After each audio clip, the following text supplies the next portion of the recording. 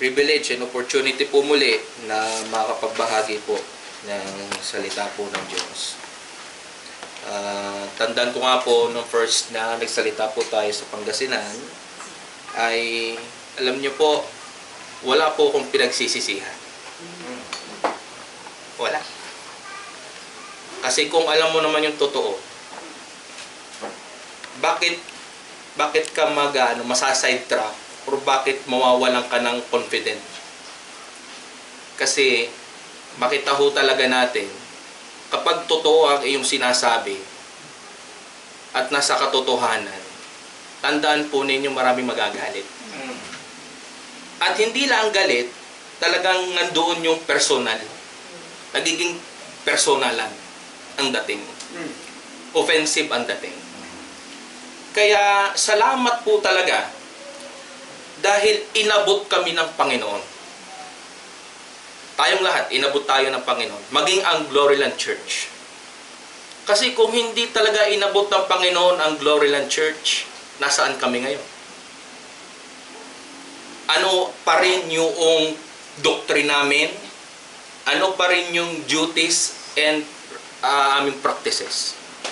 Talagang maling-mali po. Kasi, pag mali na ang doctrine, lahat mali na po yun. Kasi nga po, yung mensahe nga po na information without application is foolishness, talagang rampan po yan sa mga hindi totoong church. Kasi ang the threat sa church is pastor. Ang greatest threat po sa church ay pastor. Kaya natutuwa po ako at talagang biyaya po ng Panginoon na talagang lalago po kayo. Dahil po bakit? Dahil sa atin pong pastoro nagtuturo ng totoo at tama. Bakit mo sasabihin but grow in grace pero hindi mo naman tinuturuan sa kalaguan?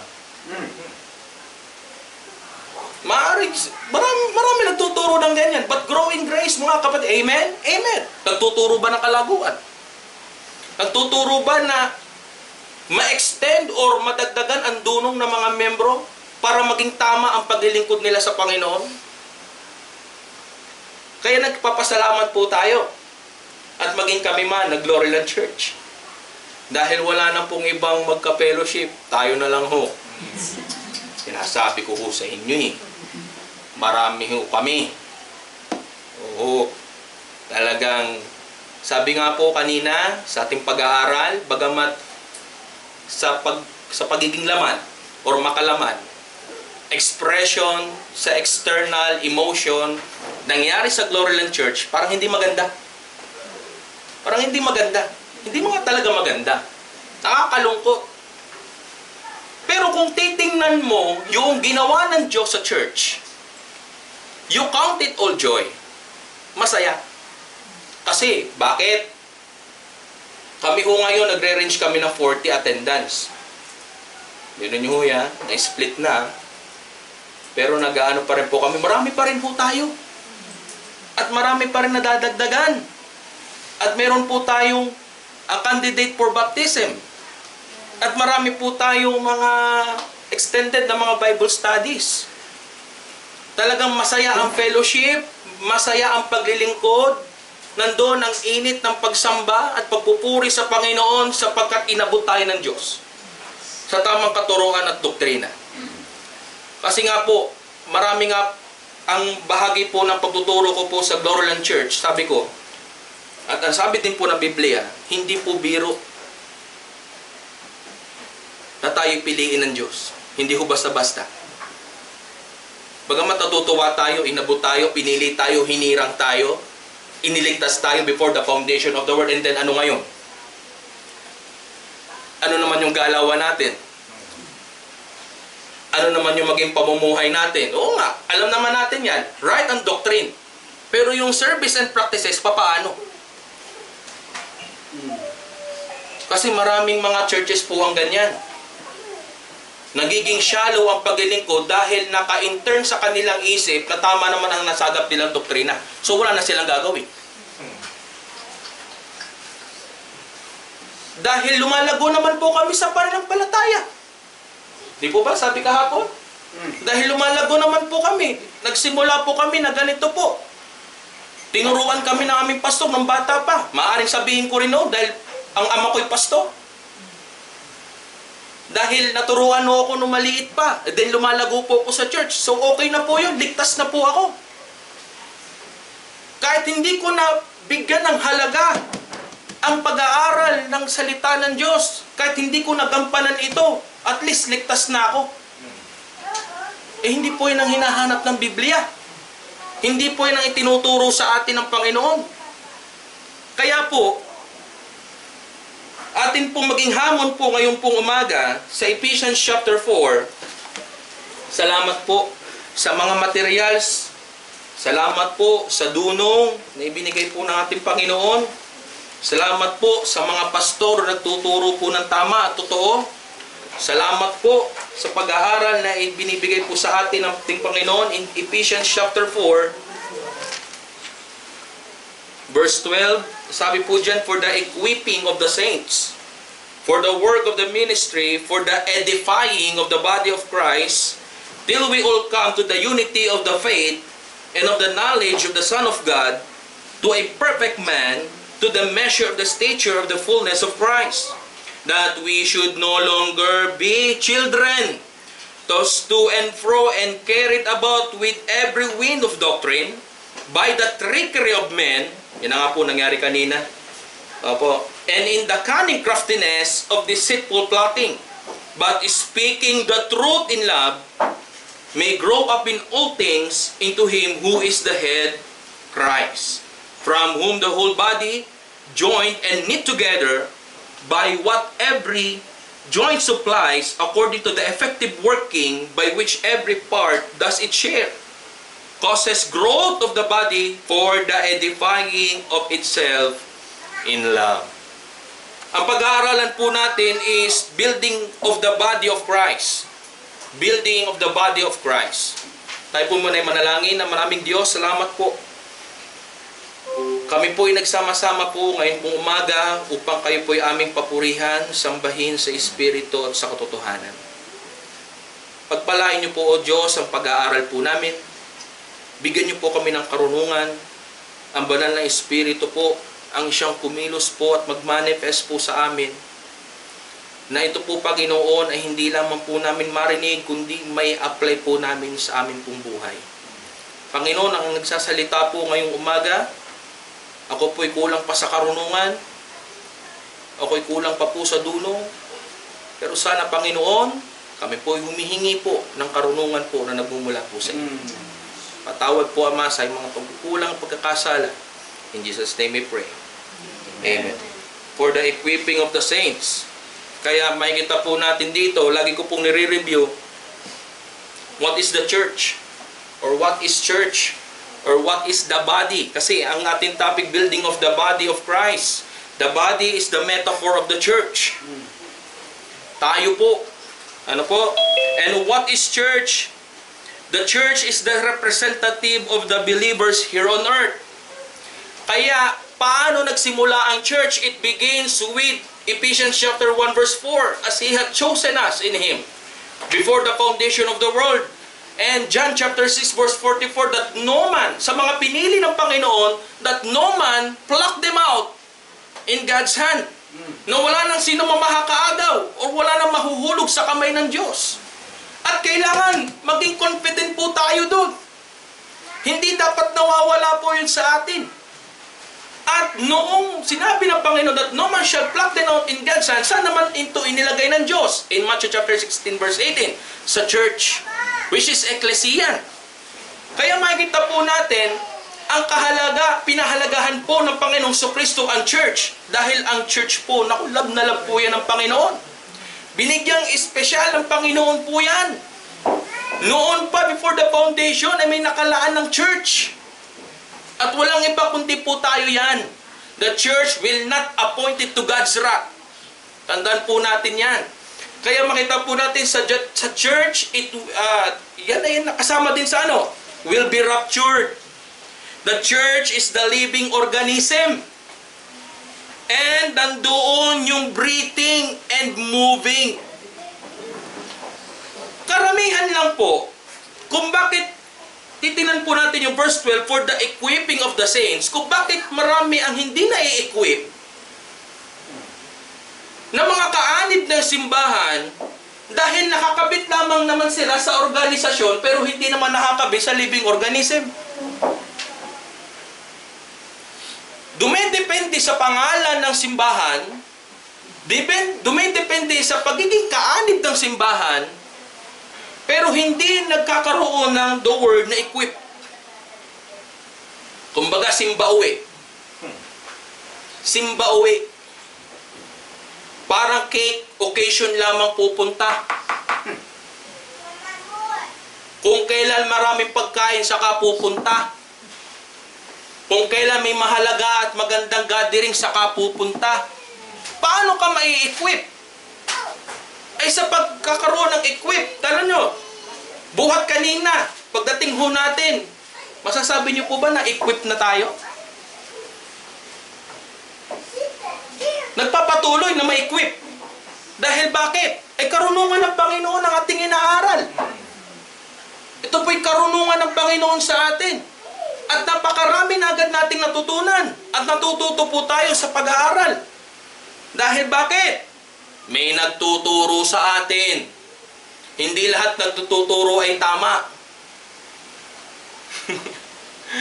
Kaya nga ma-determine mo kung pastor ni Kristo or pastor ni Satanas. Yan na naman tayo dyan. Yan na naman na. Ay, nako. Pastor ni Satanas or pastor ni Kristo. Kasi kung hindi ka talaga pastor ni Kristo, nakakalungkot sa mga nagbabahagi ng salita ng Diyos. Kapag mali ang interpretasyon mo, mali ang exhortation mo, ang kalalabasan dyan ay superstitious message. Superstition. Dahil bakit? Ang iminimensahe ng pastor ay sa bahagi na naman gusto ninyong marinig. Hindi sa bahagi na siya'y nagbemensahe sa pangangailangan ng kaanib o ng kawan.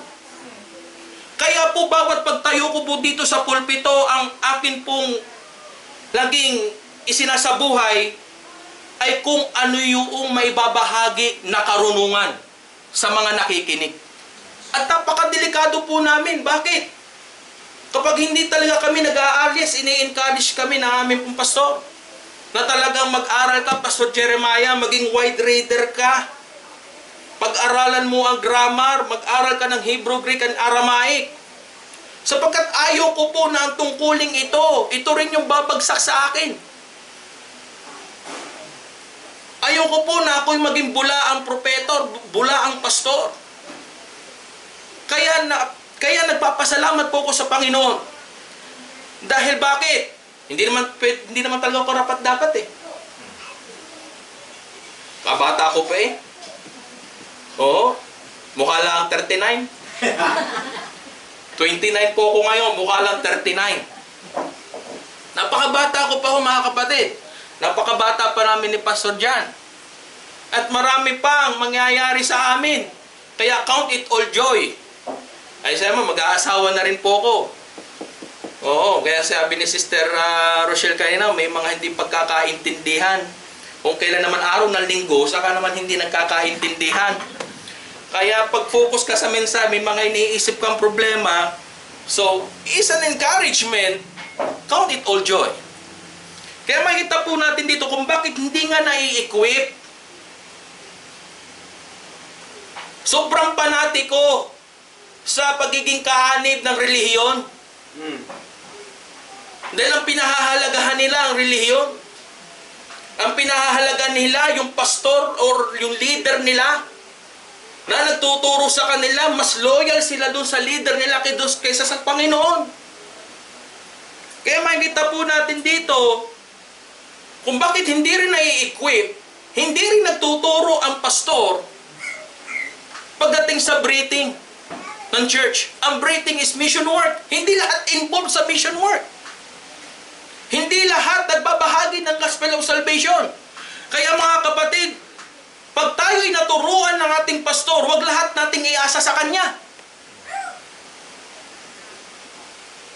May May mga materials po tayo na i-equip natin ang sarili natin sa salita ng Diyos.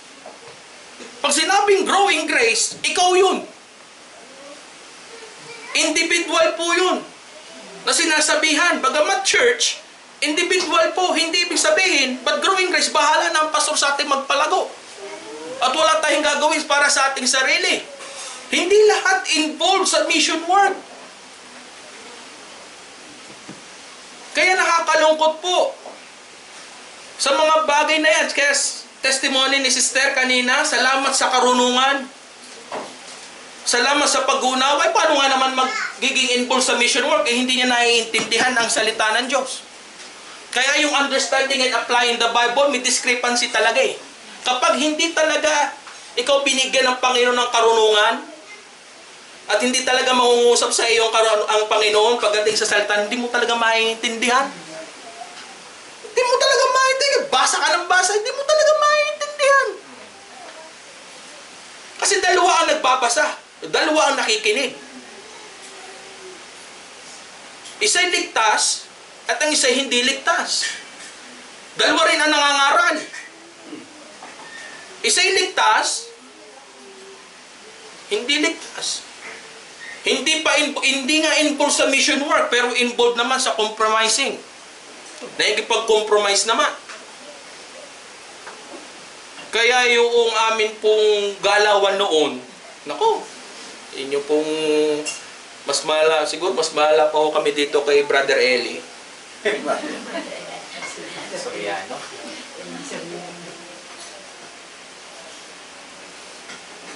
Pag magkakasama, pwedeng gawin namin ang gawain ng unbeliever. Oo. Gano'n na naman namin eh. Oo. Ganun ang brought up eh. Reunion, may birthday, kung anong gathering, kung ano yung ginagawa ng unbeliever, gagawin mo rin. At yan, na-share ko po kay Pastor yan. Na-share ko rin kay Brother Lynch na riyan. Totoo, Pastor, na kahit kayo ay Pastor's kid, ang Pastor Juni at si Sister Malu, ganun. Kaya nga sabi, pag mali ang umpisa, pag naumpisahan ng mali yan, maling doktrina, maling practice, maling service, maling responsibilities, pag nasimulan ng mali, talagang hanggang dulo, mali yan. Pero salamat na cut off. Nung na-cut off, nagalit.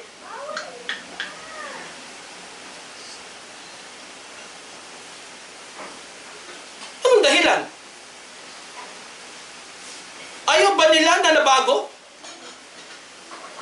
Ang isang pastor? Nabago ang church? Nabago ang galaw? Nabago ang kaisipan? Nabago ang doktrina?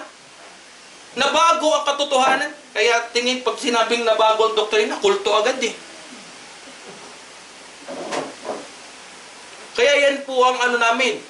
Kaya anumang bahagi po ng persecution, count it all joy. Kaya talaga ang church ng Panginoon. Talagang binubuljak yan. Talagang nililiglig yan. Talagang inaatake yan. Kaya makita po natin dito, bakit hindi na i-equip, hindi rin involved sa moving. Kasi makita po natin ang church is also an organization because it is composed of many people. Kaso nga lang, sa bahagi po ng eleksyon, sa bahagi po ng pagpilit paghirang, hindi ito composed of many people. Talagang kakaunti. Pero marami nagtuturo na marami daw ang papasok sa maluwag at kakunti sa makipot. Alam nila yan eh. At kine-claim nila na papasok din sila sa makipot.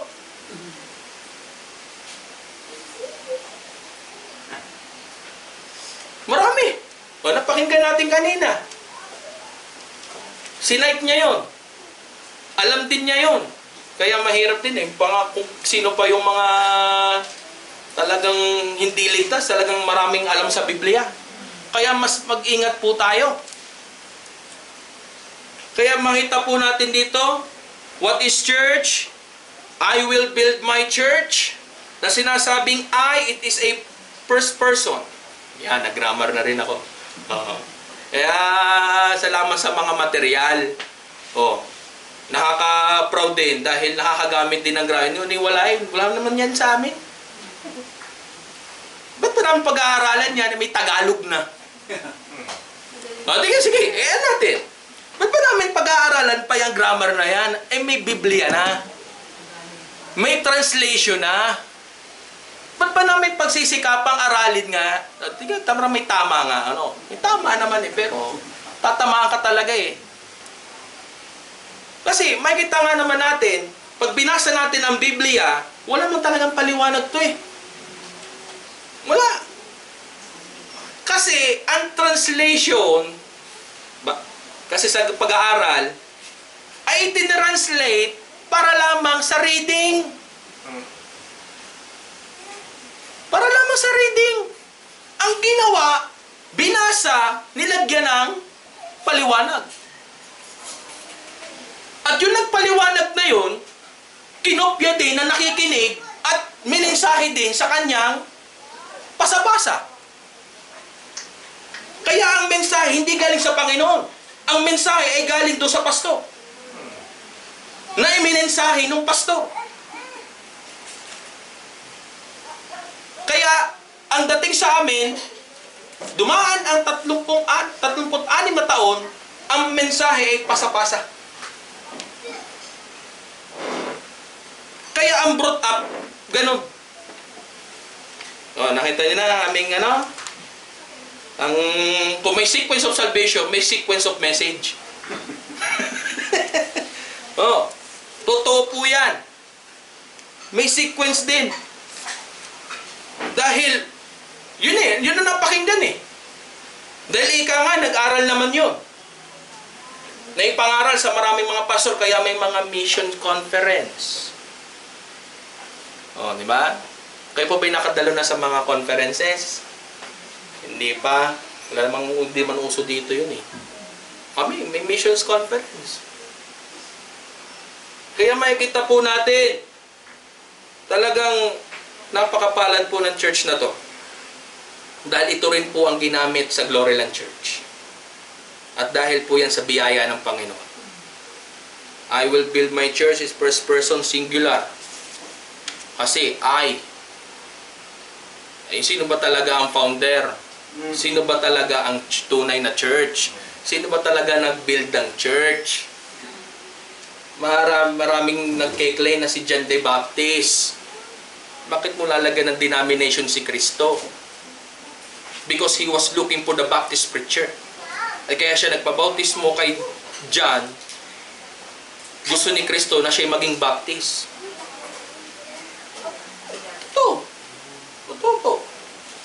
Totoo. So si Kristo, Baptist. Dahil nagpabautismo, kay John the Baptist. Kaya kami, proud to be Baptist. At tingin sa amin, hindi na Baptist, kundi kulto. Dahil hindi na namin dinadala ang the word Baptist.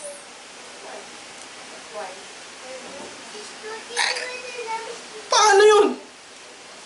Wala naman nakalagay na pangalan. Upon this rock, I will build my church. So, anong pangalan ng church? Kaya yun yung nakahang up sa akin. Ano ba talaga ang church na ibinild ni Kristo? Tama, kung walang ganyang pag-aaral. Fundamental bab si pastor. Kami naman ay Bible bab. Pero maraming panatiko sa relihiyong yan. Marami ang nagkiklaim pa rin na, sister, hindi ka na baptist, hindi ka makasama sa rapture.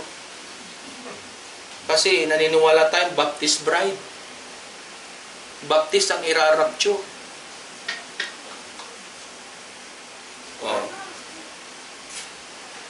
Nung magagawa namin, kami ang nakinig. Naniniwala kami.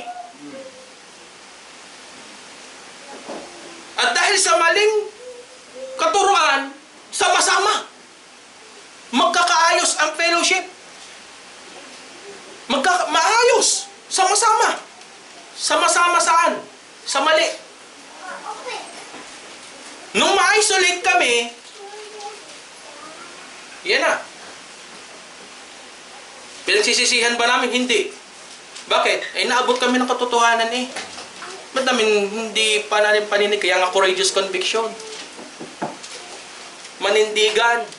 Since the day you heard it, we never cease to pray and to have a knowledge in His will. Kaya makikita po natin doon. Ang church, not only I will, but nandoon din yung nominative case. Kasi walang ibang nag-perform nito kundi si Yesu Cristo. At yung accusative case, the one who receives the action, tayo yun. Tayo yung inilagay. Ha? Kaya makikita natin, upon this rock, walang ibang church kundi si Jesus Christ. Upon this, ibig sabihin, demonstrative pronoun. Dinemonstrate niya ang sarili niya, upon this. Walang tinutukoy, kundi siya. Baptist Church, Catholic Church, Iglesia ni Cristo, wala. Kaya kung di natin pag-aaralan, tayo pa rin ay nababalutan ng mga pandaraya ng kaaway. At napakatindi ho ngayon gumalaw ng kaaway para mapanatili ka sa church.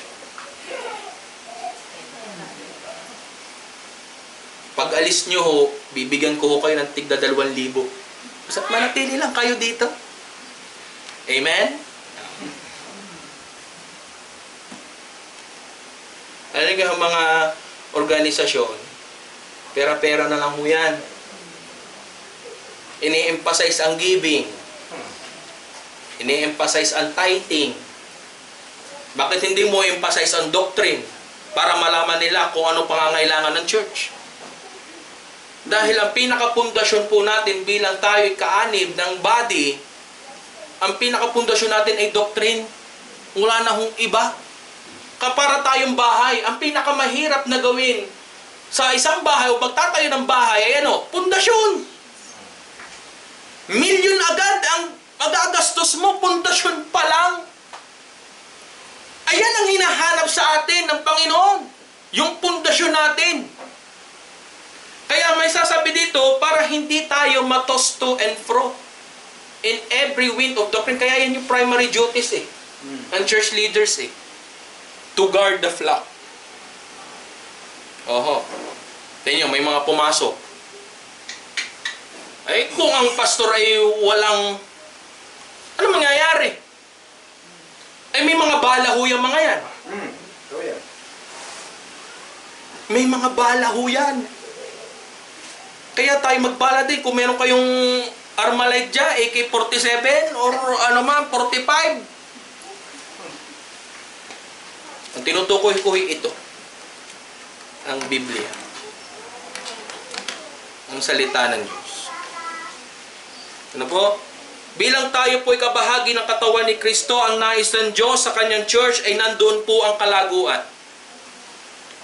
Ang tagal mo na sa church, di ka pa rin lumalago, kapatid.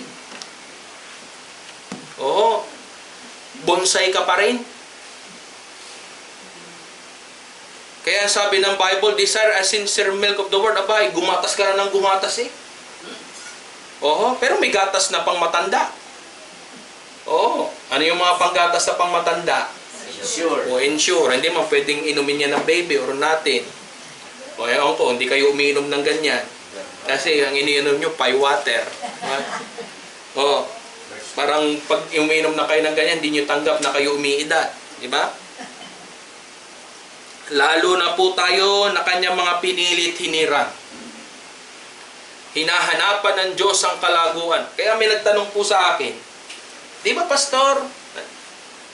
Ako po'y hinirang na ng Panginoon. Naniniwala po ko sa Panginoon. Malinaw po sa akin ang gospel of salvation. Ako'y naniwala na ako'y pinili ng Panginoon before the foundation. Tama ang doctrine, ha? Tama. Pastor, di wala na pala akong gagawin. Pwede ko nang gawin ang gusto kong gawin. Dahil hinirang ka na Di ba pag hinirang, save?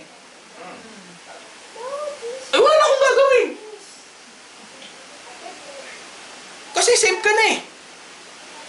Basta na pong ano nyo doon? Pwede na po ba ako pastor mag-inom? Manigarilyo? Magpatato? Kung anong gawin ko kasi, pastor, save na naman ako eh. Pinili na ako ng Panginoon. Aba, hindi ka. No, anong po magiging sagot natin dyan? Oo nga, no. Sinang-ayunan mo pa. Ano ba ang hinahanap ng Panginoon sa taong ligtas? As sinabi na Ephesians chapter 1 verse 4 that we should be holy and without blame. O kapatid, yan ang hinahanap. Yan ang hinahanap ng Diyos sa taong ligtas. Yan ang hinahanap ng Diyos sa mga taong pinilit, hinirang. Babalik ka pa ba sa dating paumoy samantalang dyan nga sa kasalanan na yan namatay si Kristo para kitubusin sa iyong mga kasalanan? At siya'y namatay? Kaya yung sinasabi ng maliban na lamang ng iyong sinampalatayanan ng walang kabuluhan. Marami rin mo ngayon ng spiritual cloning. Oh, medyo magandang aura, spiritual. Pero ang panloob, corrupt. Tingnan niyo po, kahit na, huwag naman mangyari sana sa Conquerors at sa Gloryland. Nai-input ang tamang doctrine, pero yung practices at service wala. Hindi makita. Kumbaga, sumasang-ayon sa turo, pero hindi naman makita saan? Sa practices. Mahirap po yun. Pag sinabing equipping of the saints, complete po ito. Hindi ka dapat humihiwalay. Hindi bumababa ang level at intensity. Pinili ka ng Panginoon, namatay siya para sa iyo. So, anong gagawin mo? May trabaho ho tayo. May gampanin. Kami nga po, hindi sasabihin, opa, ako pinili ng pagiging isang pastor. O anong gagawin mo bilang pastor ni Kristo? Hindi ko rin naman sasabihin, napakadaling mag-aral. Napakahirap pong mag-aral. Napakahirap pong mag-aral. Para ako'y makakalbo rin ho eh. Napakahirap pong, hindi ko madali. Hindi ko madali. At marami pa rin ho kung pagkukulang sa Panginoon. Ako po'y nagsasalita po na may kapakumbabaan. Kahit na sa akin na po ang material, ay parang dumadating pa rin sa akin ang katamaran. Pero, namumuo pa rin ang pagkilos ng banal na espiritu. Parang sinasaway ka, hoy. Kunin mo yun, yung materials mo. Buklatin mo. Tungkulin. Kasi, once na talaga nagmamanifest sa iyo ang banal na espiritu, wala kang magagawa. Sa buhay natin bilang tao, ito po ha, sa nature bilang tao, ang Diyos walang pakialam sa atin. Yan, mga taong yan. Wala naman talagang pakialam ang Panginoon dyan eh. Pero pagdating sa kaligtasan, wala kang karapatan. Alipin. Di ba? Pinag natin kanina, alipin ka, alipin ako. Pagdating sa kaligtasan, kapatid, wala kang karapatan, wala kang may dadahilan. Tamad ka, supilin mo yung sarili. Kaya nga sabi ni Pablo, sinusupil ko. Dinidisiplina ko ang aking sarili. Sinasaway ko ang aking sarili. Kaya ang trabaho ko rin ho mga kapatid, bago ko ho ibigay ang mensahe sa mga nakikinig, una, sinasaway ko ho ang aking sarili. Paano ko magbibigay ng hamon sa mga nakikinig kung hindi ko hinahamon ang aking sarili? Paano ko magbibigay ng koreksyon sa mga nakikinig kung hindi ko kinukorek ang aking sarili? Paano ko magbibigay ng instruction kung wala akong proper instruction? Mahirap po yun. Kaya mga kapatid, mahirap sa isang kaanib ni Kristo sa pagtagal ng panahon ay hindi lumalago. Marami tayong mga kakilala na ang pinahalagan lamang ay ang pagiging kaanib.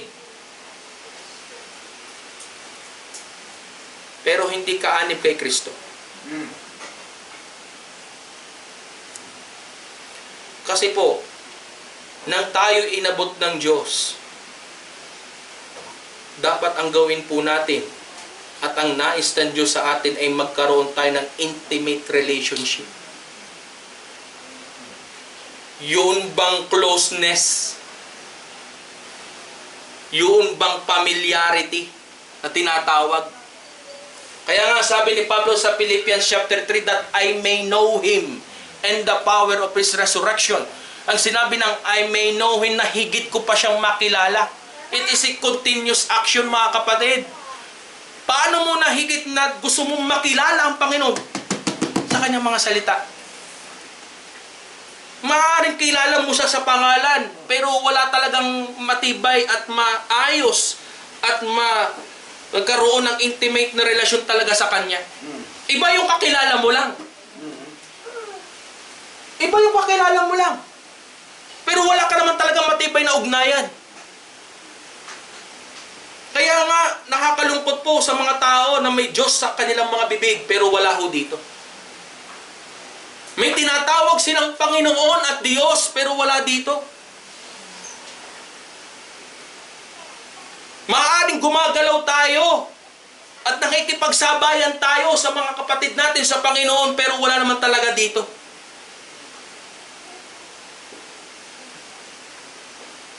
Pag natatouch ang ego, natatouch ang pride, parang bumababa ang intensity ng paglilingkod. Parang nawawala ng gana. Na kahit bumabagyo, sumisimba, pero nung matas ang ego, bumabagyo, hindi na. Wala nang sigla, wala nang init. Wala nang kagalakan, wala nang kasiyahan.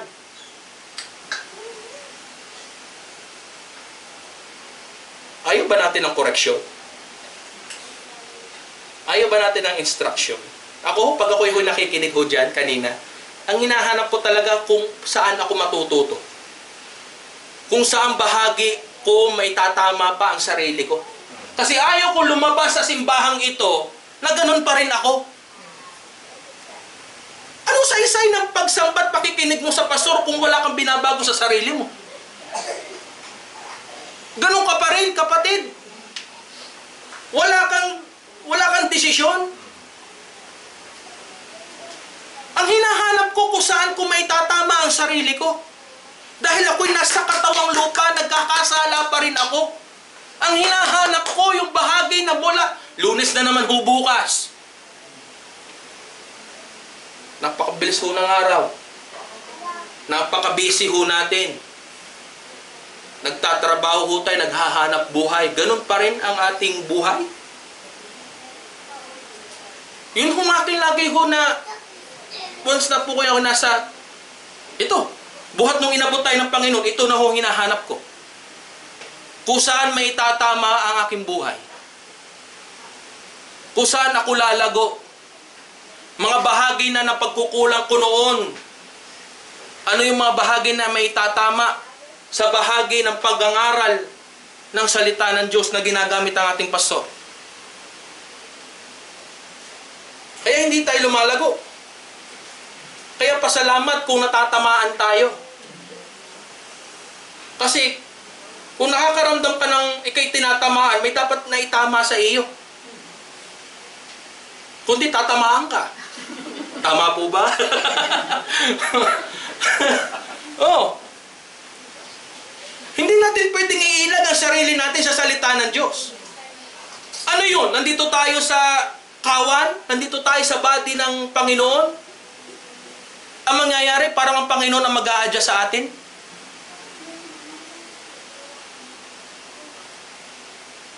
Marami kang kadahilanan, so Diyos ang mag-a-adjust sa iya. So marami sasabihin, tao lang naman po kayo, nasa kahinaan, nasa laman, so Diyos ang mag-a-adjust sa iyo. Oh. Sige nga po. Napakahirap naman ho ng grammatical na yan. So, Diyos ang mag-a-adjust sa iyo para maunawaan mo.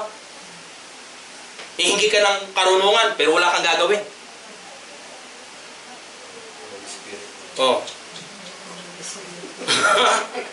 Oh. Wala kang gagawin. Nahingi ka ng karunungan. May nagtanong sa iyo, apo mo, pamangkin mo, anak mo. Tawagin natin si Pastor Bihag. Pastor, may tanong po yung anak ko. Hindi mo masagot? Bata ang nagtanong sa iyo, pupunta ka pa ng mas... Hindi ka nag-aaral. Hindi ka nagsasaliksik. Hindi mo inilalagay yung sarili sa karunungan ng salita ng Diyos. Ako po, kung kailangan kong sagutin, kaya kong sagutin, sasagutin ko. Sa abot ng makakaya. Sa bahagi ng pagkilos ng banal na Espiritu, na pagbigay ng karunungan, sasagutin ko siya. Pero hindi galing sa aking sarili, kundi sa pagkilos ng banal na Espiritu. Pero pag hindi na kaya, kukontak, back up.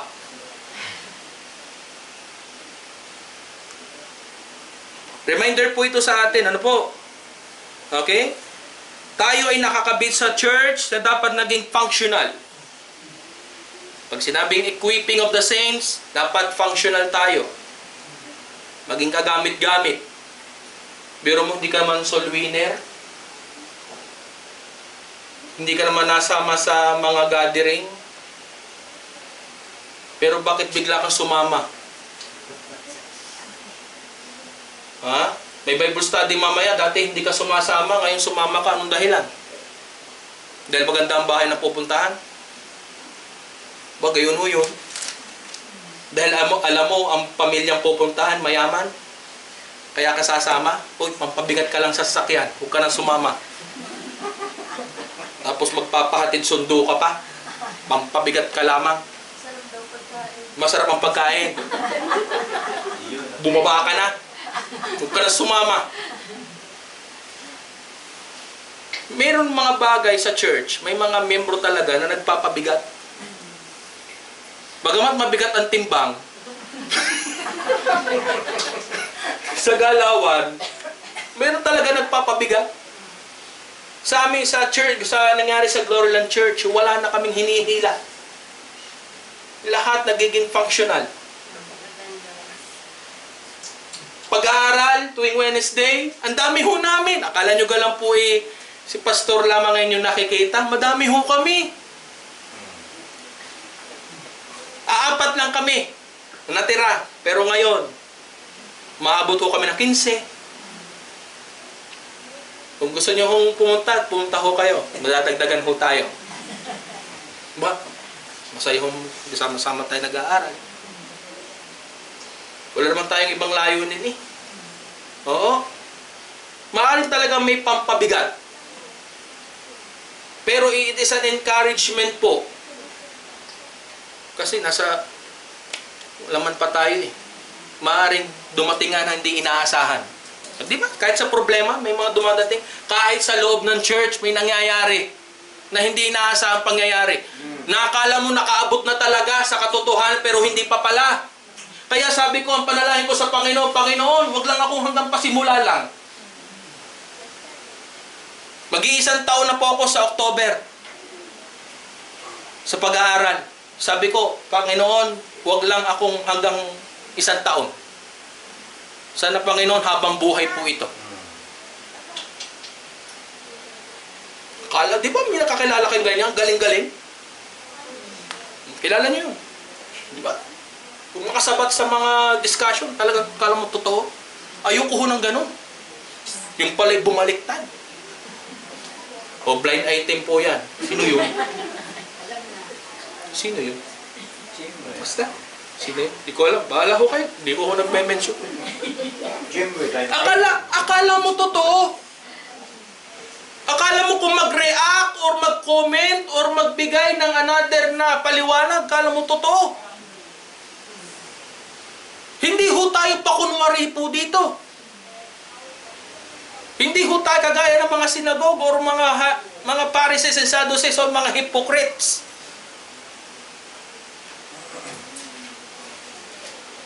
Functional. Maging kagamit-gamit. To be equipped, to build up, and develop His church by the general operational procedure. Alam natin ang galawan ng church. Tingnan niyo po, sa church natin, tinitiyak talaga natin ang kaligtasan. Sa mga simbahan, wala nang ganyan. Kasi sa church na hindi na-emphasize ang gospel of salvation, it is a dying church. Hindi rin na-expose ang sin, that is a dying church. Kasi tinotolerate mo. Tinotolerate mo ang membro mo sa paggawa ng kasalanan. Hindi mo ini-strike, hindi mo sinasabihan, hindi mo pinalalahanan. Hinahayaan mo para hindi mawala. Para ma-maintain ang dami, neutral lamang ang iyong mensahe. Parang inalagay sa safe ba? Tawag doon? Playing safe. Oh? The title of my message is Playing Safe.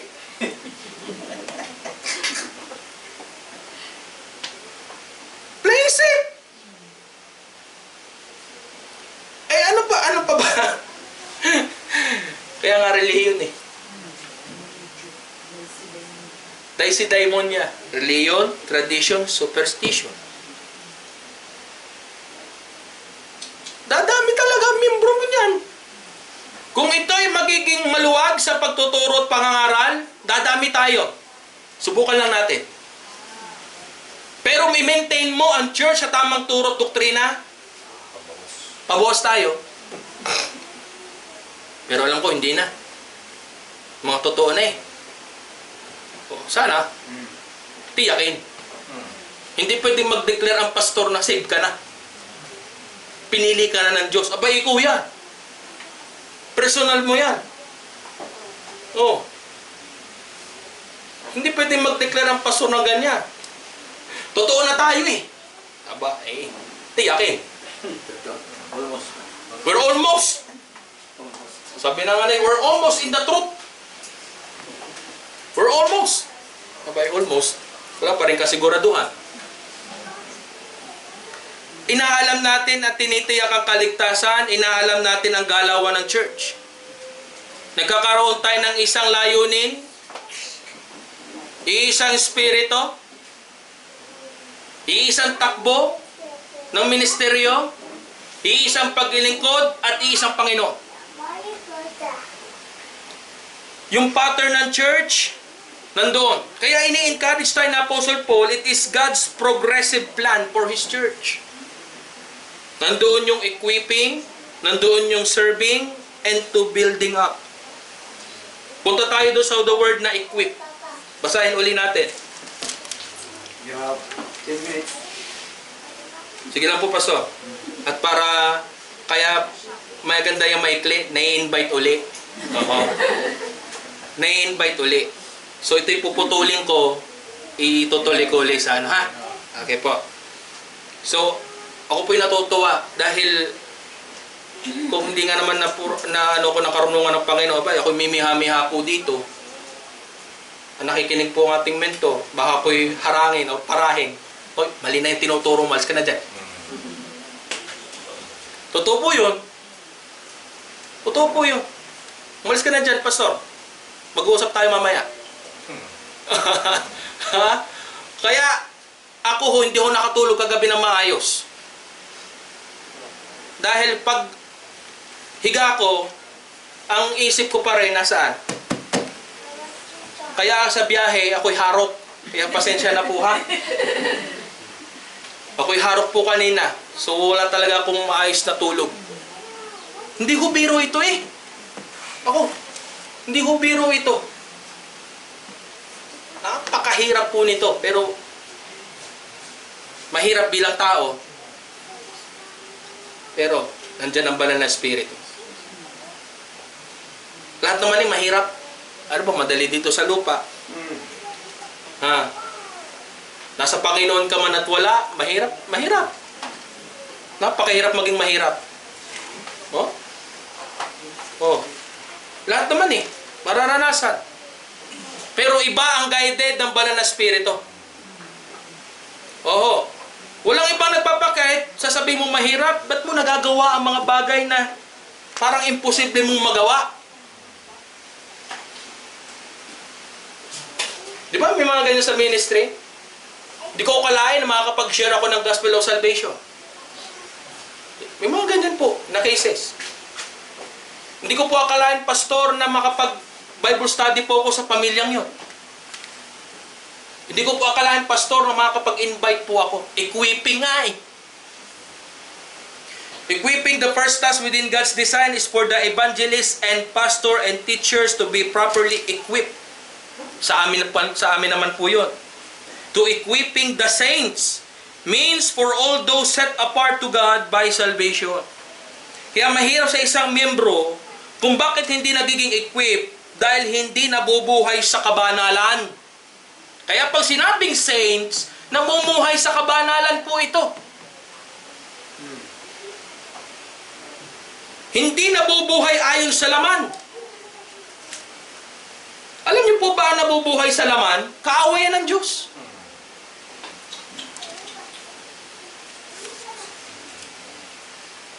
Kaaway ka ng Diyos.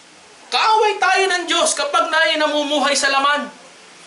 Pita ng laman, bukso ng damdamin, mga bagay na kalayawan, lahat yan eh, makalaman yan eh. Kaaway ka ng Diyos.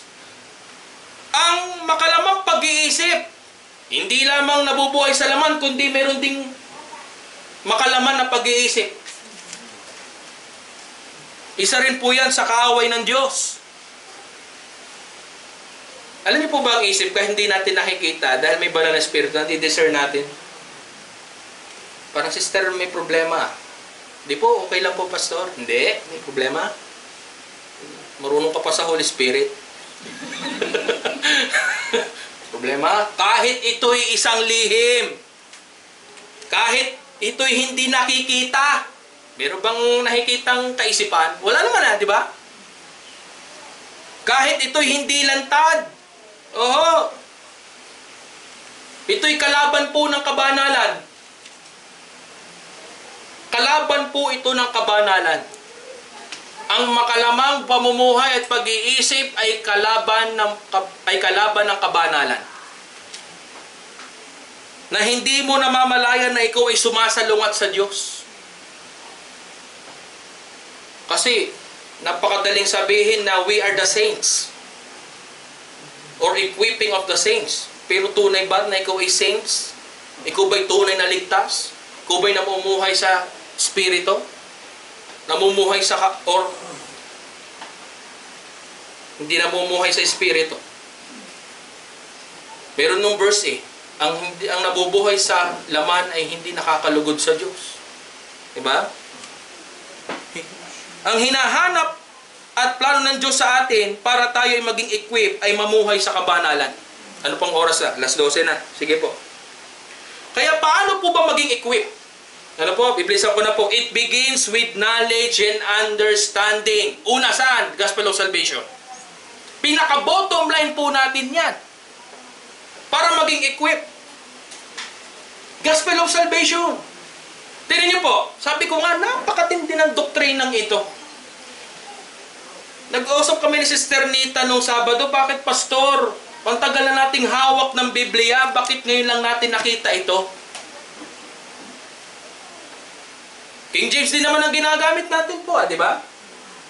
Bakit ngayon lang natin nakita ito? Ba't sa tagal-tagal ng panahon, bakit ngayon lang natin nalaman ang katotohanan?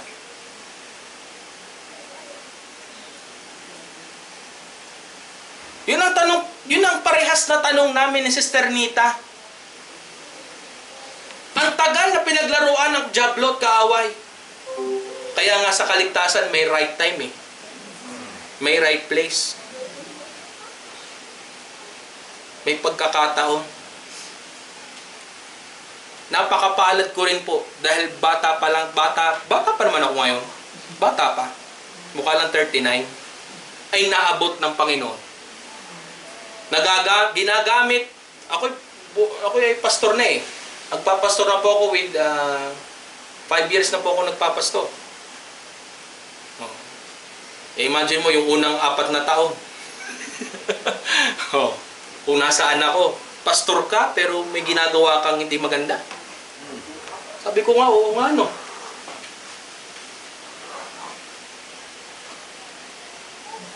Sumasayaw, umiindak, tumatagay, umiinom, kaunti. Oo, pastor, kukunti talaga puro shot eh. Ay, kaso lang maraming shot, kaso kakunti lang. Hindi mo matunggay ng madami yun. Pero mo, nagpapastor ka, ganun ka. Nangangaral ka ng salita ng Diyos, ganun ka. Ako po yan. Buhay na patotoo. Ganun ka. Like father, like son. Dadamay ko dito si ano.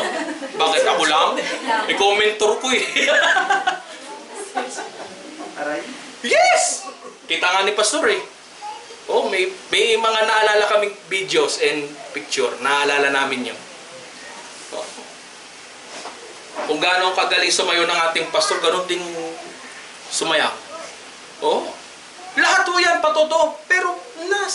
Pero kine-claim mo na pastor ka. Ganun ka. Di mo ba? O imagine po ninyo ako. Pumikit po ang inyong mga mata. Imagine ninyo. Parang hindi karapat-dapat, no? Parang walang pagkakaiba. Pero salamat, inabot tayo ng Panginoon. So, church, ito lamang po ang mensahe. Mabilis po ang oras. Sana po ay naging pagpapala po sa atin ang salita ng Panginoon. Okay. So, Pastor, ano po sila? Okay, you spent 1 hour, but kulang ano? Kulang po, Pastor. Kaya binigay ko sa iyo isang oras para po isa. satisfied. Ano?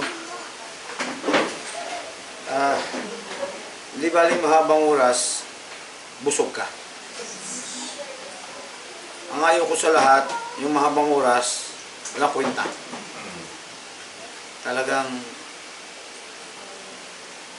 lagi ko sinabi sa mga pastor, may sense of humor ka. Pagtulog na yung member mo, tumigil ka na. Hindi yung wala na tulog ng lahat, tuloy ka pa rin. Kaya yung sinasabi, ang boksingirong magaling, o nakapagpatulog, okay. Pag ang pastor na nakapagpatulog, hindi yan magaling. Mangmang yan.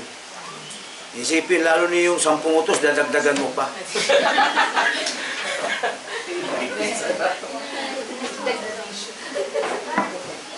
Alam niyo, pag nakaharap ko ng personal yon, mapapahiya po talaga sa akin. Lalabas yun ng pilay. Okay, so tayo po yung magsitayo. Mayroon tayong Bible study after nito. After ng lunch natin.